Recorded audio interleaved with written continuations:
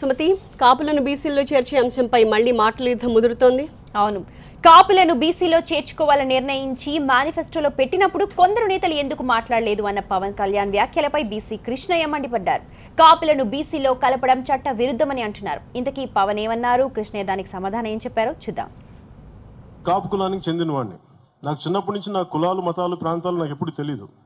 కాకపోతే రాజకీయాలకు వచ్చాక, ఇది నేను సినిమాల్లో ఉంటే నాకు కులాలతో అవసరం లేదు, కానీ రాజకీయాల్లోకి వచ్చి ఖచ్చితంగా కులం తాలూకు కులం మీద ఒక అవగాహన కావాలి. అది నాకు ముందు నుంచి ఉంది, కానీ కాకపోతే నాకు అంత అవసరం లేకపోతే ఎప్పుడు దాన్ని నేను మాట్లాడలేదు, నేను దాన్ని పాటించలేదు. కాకపోతే ఇప్పుడు ఈ సున్నితమైన ఒక పొలిటికల్ పార్టీగా దీన్ని వచ్చాక దీని గురించి మాట్లాడాల్సిన అవసరం అయితే ఉంది. నా ఉద్దేశం ఈ కాపుల రిజర్వేషన్కి ఏంటంటే, ఇది డిమాండ్ కొన్ని దశాబ్దాలుగా ఉన్నప్పుడు దాన్ని నిరంతరంగా ఎక్కడా కూడా బ్రేక్ లేకుండా అది ఎక్కడంటే ఏదైనా ఒక సమస్య ఉన్నప్పుడు దాన్ని ఎక్కడ బ్రేక్స్ లేకుండా మధ్యలో కొన్ని రోజులు ఆపేసి ఇలా కాకుండా నిరంతరంగా చేస్తుండాల్సింది. మధ్యలో అది ఎందుకు బ్రేక్ వచ్చింది కాంగ్రెస్ గవర్నమెంట్ ఉన్నప్పుడు అన్నది నాకు ఒక ఆలోచన ఉంది. అలాగే తెలుగుదేశం పార్టీలో ఆ రోజు మేనిఫెస్టోలో పెట్టినప్పుడు అప్పుడు ఎవరు అభ్యంతరాలు చెప్పలేదు, అండ్ ఇంక్లూడింగ్ నేను అనేది బీసీసీఎల్ ఆర్ కృష్ణయ్య గారు కూడా నేను క్యాన్వాసింగ్ చేశాను హైదరాబాద్లో. మరి ఎమ్మెల్యే కూడా గెలుపొందారు. నేనేంటంటే అలాంటి ఇప్పుడు రిజర్వేషన్ మేనిఫెస్టోలో పెట్టినప్పుడు అప్పుడు లేని సమస్యలు ఇప్పుడు ఎందుకు వచ్చినాయి, దాని గురించి కూడా అందరూ మనస్ఫూర్తిగా బయటికి రావాలి. విజయభాస్కర్ రెడ్డి గారు ఒక జీవో జారీ చేశారు.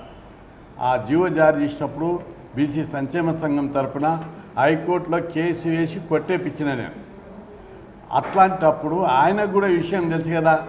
మరి కృష్ణయ్య గారిని సీఎం క్యాండిడేట్గా అభ్యర్థిగా తెలంగాణకు ప్రకటించారు.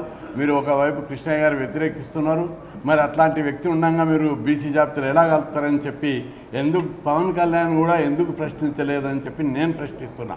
అందుకే బీసీ జాబితాలో బీసీ జాబితా ధర్మసత్రం కాదది. బీసీ జాబితాలో కలిపే కులాలకు కొన్ని అర్హతలు, కొన్ని యోగ్యతలు ఉంటాయి. ఇష్టం వచ్చినట్టు రాజకీయ ప్రయోజనాల కోసం ఏ పార్టీ, ఏ ముఖ్యమంత్రి, ఏ నాయకుడు బీసీ జాబితాలో మా ఇష్టం ఉన్నట్టు కలుపుతామంటే బీసీ జాబితాకున్న పవిత్రత, రాజ్యాంగ స్ఫూర్తి, లక్ష్యము దెబ్బతినేటటువంటి ప్రమాదం ఉంటుంది. నిజంగా అది బీసీ కులాలకి నష్టం కలిగిస్తే ఒకళ్ళ నష్టాన్ని మనం ఏ విధంగా నివారించవచ్చు అని చెప్పి దీన్ని ప్రజలకి ఎలా తెలియజేయాల్సిందంటే, అంటే దీనిని చాలా సానుకూలంగా, సామరస్యపూర్వకంగా ఎవరికి ఇబ్బంది కలగకుండా పరిష్కరించాలి. ఇది కాకపోతే ఒకళ్ళు రెచ్చగొట్టే విధంగా దయచేసి ఎవరు కూడా దాన్ని రెచ్చగొట్టే విధంగా దీని మీద రాజకీయాలు చేయకూడదు. ఎందుకంటే ఒక కులం మీదో, ఒక మతం మీదో, కొద్దిమంది ప్రాంతీయుల మీదో దేశాన్ని కానీ, రాజకీయాలను కానీ, సమాజాన్ని కానీ నడపలేము.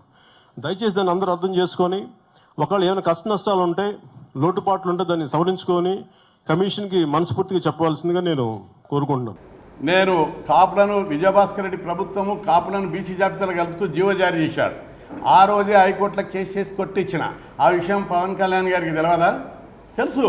మరి నేను గట్టిగా అదేవిధంగా కేంద్ర బీసీ కమిషన్ ఒకటి వచ్చి బీసీ జాబితాలు కలపడానికి హైదరాబాద్లో హియరింగ్ ఇచ్చి కలపడానికి సిద్ధమయ్యారు. అప్పుడు మేము గట్టిగా వ్యతిరేకించి దాన్ని కూడా స్టాప్ చేయించాం.